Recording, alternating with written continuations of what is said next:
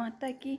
आइए ये कार्तिक मास में सुनी जाने वाली लप्सी और तप्सी की कहानी। इस कहानी को हर कहानी के बाद ज़रूर सुनना चाहिए। एक लप्सी और तप्सी दो भाई थे। दोनों कहता है बहुत पूजा पाठ करते थे।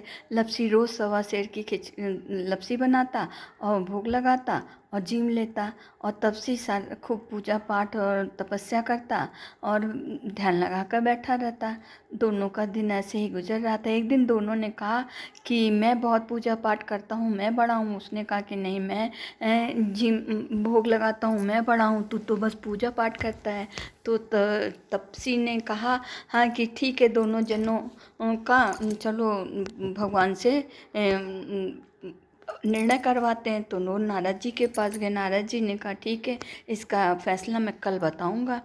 तो जब दूसरे दिन लप्सी ने फिर कहता है सवा सेर का भोग बनाने के लिए जा रहा था, तो उसको एक अंगूठी हीरे जवाहरात से जड़ी हुई एक अंगूठी दिखी। तो वो उस पर ध्यान नहीं दिया और क्या नहीं, हमें तो भोग बना करके जिमाना है और खाना है। तो वो ये उसे अनदेखा करके चला गया। लेकिन जो तपसी था वो बैठा था, उसने एक आँख यूँ करके देखी कि कहता है अरे अंगूठी पड़ी। उसने झट से उठाई और अपने घुटने के नीचे दबा ली। जब उसने अपने पैर के नीचे दबा ली और आँख बंद करके तपस्या में लीन हो गया।